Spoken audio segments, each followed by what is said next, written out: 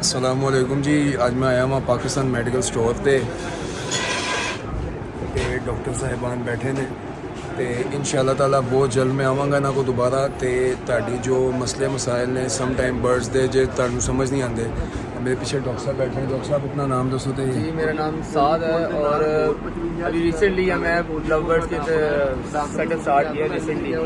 लोगों से इंस्पायर हो गए लोगों से लव बर्ड्स के अपना सेटअप स्टार्ट किया मैं। इंशाल्लाह ताला इनसे इंटरव्यू भी होगा डिटेल में, आपको यूट्यूब में वीडियो अपलोडेड मिलेगी इंशाल्लाह ताला।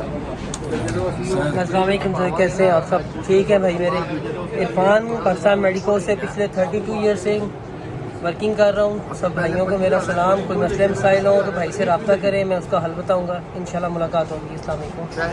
तो दोस्तों इंशाअल्लाह ताला ਅਸੀਂ ਤੁਹਾਨੂੰ ਪਾਕਿस्तान ਮੈਡੀਕਲ ਸਟੋਰ ਨਾਲ ਵੀ ਇੰਟਰੋਡਿਊਸ ਕਰਵਾ ਦਿੱਤਾ ਕਿ ਕਿਸੇ ਬਰਡ ਨੂੰ ਕੋਈ ਮਸਲਾ ਮਸਾਇਲ ਹੋਏ, ਲਵ ਬਰਡ ਨੂੰ ਤੁਹਾਨੂੰ ਪ੍ਰੋਬਲਮ ਹੋਏ ਤਾਂ ਇੰਸ਼ਾਅੱਲਾ ਇੱਥੇ ਡਾਕਟਰ ਆਜ਼ਾਦ ਮੌਜੂਦ ਨੇ ਜੋ ਪੰਜਾਬੀ ਲਵ ਬਰਡ ਦੇ ਰੈਫਰੈਂਸ ਨਾਲ ਤੁਹਾਡੀ ਬਿਲਕੁਲ ਫ੍ਰੀ ਆਫ ਕਾਸਟ ਤੁਹਾਡੀ ਹੈਲਪ ਕਰਨਗੇ। ਕੋਈ ਵੀ ਚੀਜ਼ ਦਾ ਮਸਲਾ ਹੋਏ ਤੁਸੀਂ ਭਾਈ ਨਾਲ ਰਾਬਤਾ ਕਰਨਾ। ਮੈਂ ਇੰਸ਼ਾਅੱਲਾ ਤਾਲਾ ਇਹਨਾਂ ਨੰਬਰ ਵੀ ਮੈਂਸ਼ਨ ਕਰ ਦਿਆਂਗਾ ਤੇ ਪੰਜਾਬੀ ਲਵ ਬਰਡ ਚੈਨਲ ਦੇ ਨਾਲ ਜੁਆਇਨ ਹੋ। ਇੰਸ਼ਾਅੱਲਾ ਤਾਲਾ ਬਹੁਤ ਜਲਦ ਮੈਂ ਮੁਕੰਮਲ ਵੀਡੀਓ ਲੈ ਕੇ ਆਵਾਂਗਾ ਜਿਹੜਾ ਤਫਸੀਲਨ ਇੰਟਰਵਿਊ ਹੋਏਗਾ।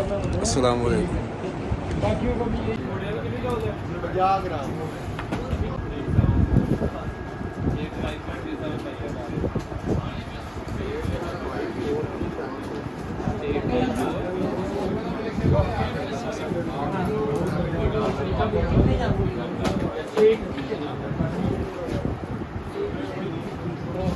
एक